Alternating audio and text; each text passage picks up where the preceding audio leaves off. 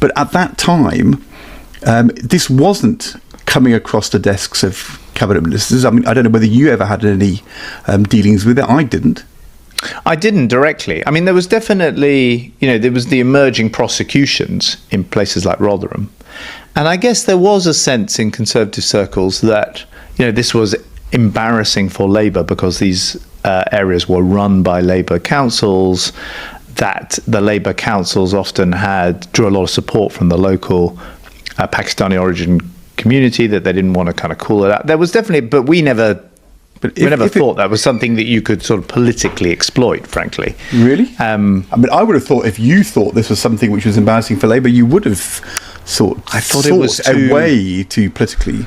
I mean, I think when Keir Starmer was going about this in that period, it wasn't really on the political radar. The emerging prosecutions in places like Rotherham were never meant to become a political football, but politics rarely leaves raw wounds alone. For Labour, the revelations surrounding grooming gangs were a source of deep embarrassment, stirring questions about local failures and community blind spots. But in those early days, even the sharpest Conservative strategists didn't quite see it as a tool to be weaponized against Labour on a national scale. Part of that hesitance was moral. Few were keen to be seen as exploiting the suffering of victims for a quick headline. Another part was strategic. The complexities of the cases, involving failures across social services and law enforcement, didn't lend themselves easily to the clean, punchy messaging that campaigns require. But as details emerged, and as communities demanded accountability, this calculus began to shift. The question was no longer if the issue would enter the national conversation, but how and when. There was an understanding, even among cautious Tory MPs, that these cases exposed a painful truth about how some institutions, under the guise of avoiding community tensions, allowed horrific crimes to continue unchecked. Inside Labour, there was a recognition that the issue struck at the heart of its promise to working-class voters. The party's silence in the early days wasn't just about legal sensitivities. It was also about fear of sparking community tensions, fear of internal divides, and fear of feeding into narratives that could undermine the party's standing in key northern seats. Conservatives, meanwhile, saw an opportunity, if handled carefully, to portray Labour councils as out of touch with the concerns of ordinary people, prioritizing ideology over child safety, and failing to confront uncomfortable truths in their own constituencies.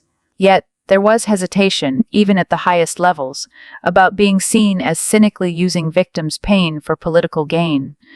The Rotherham prosecutions, therefore, evolved from a local scandal into a national parable. For Labour, it remains a reminder of how credibility on public safety can be lost when communities feel ignored.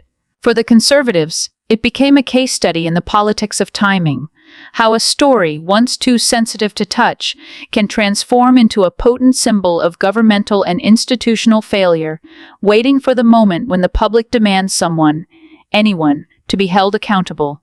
And while the prosecutions brought long-delayed justice for many victims, they also left behind a lingering lesson for political operatives across the spectrum. In the end, the truth finds its way into politics, whether parties are ready to confront it or not.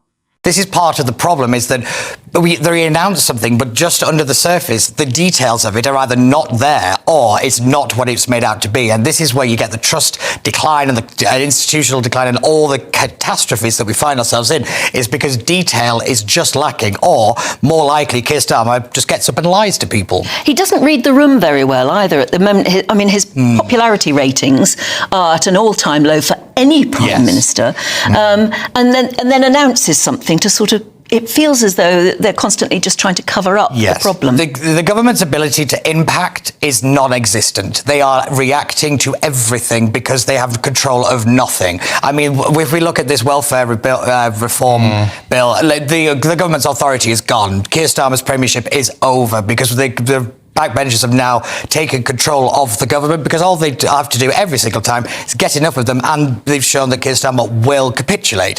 What's interesting, when Vicky Foxcroft, the whip, resigned the other week, Number 10 went very heavy with stick. They started threatening MPs very openly, saying that you rebel against us, you're out in the cold. And the majority of MPs went, and watch us. This is the reality. Number 10 made an absolute mess of this. But they tried the carrot method, and now it's looking like Diane Abbott, for example, is running the show now. You know, she's leading many of these reforms. She's openly said that the rebels are not going to back down until the bill is scrapped. Not, you know, tinkered at the edges, scrapped. And, you know, so this throws, I mean, look, and whether you agree with the changes or not, if it is scrapped, it's £5 billion that the Chancellor thought she had in her pocket, which then wouldn't be there. Yeah, the fiscal headroom was narrow enough as it was anyway, and yet now it's looking likely that tax rises are an inevitability. Where they're going to get the money from, I don't really know, because we're taxed to within, very uncomfortable places. But, businesses can no longer operate. You know, I think even before the budget, 1,600 directors closed down the businesses because of the budget, and they hadn't even come out yet. We're seeing the jobless rate is going through the roof. You know, the companies aren't hiring, and they're blaming the government for it. It's not like other external factors. It's not Trump's tariffs. It is the government's policies. The government is purposely doing things that is harming the economy, and it's got to stop. Keir Starmer's premiership is over. It's a dramatic statement, but one Peter Burns believes is now undeniable. The rebellion within the Labour Party over welfare reforms has become more than a policy dispute. It's a defining moment showing that Starmer has lost control of his own party, and that backbench MPs are now effectively steering the government's course. For weeks, the Prime Minister's team insisted that planned welfare tightening was essential to rebuild fiscal credibility while safeguarding core services. But for many Labour MPs, especially those representing the party's traditional heartlands, the proposals crossed a red line. They argue the measures would hurt the very communities Labour promised to protect, especially as the cost of living crisis continues to bite. The revolt wasn't just a handful of usual suspects. It swelled into a sizable block of backbenchers who openly defied the leadership, forcing concessions that stripped key elements out of the original reforms. Ministers were left scrambling to repackage the policy to avoid an outright defeat on the Commons floor. But the damage was already done.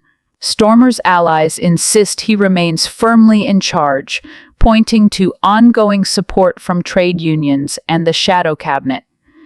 But within the corridors of Westminster, the mood has shifted. The rebels are emboldened, and there is a sense that Starmer's authority, built on the promise of party unity and electoral competence, has been irreversibly weakened.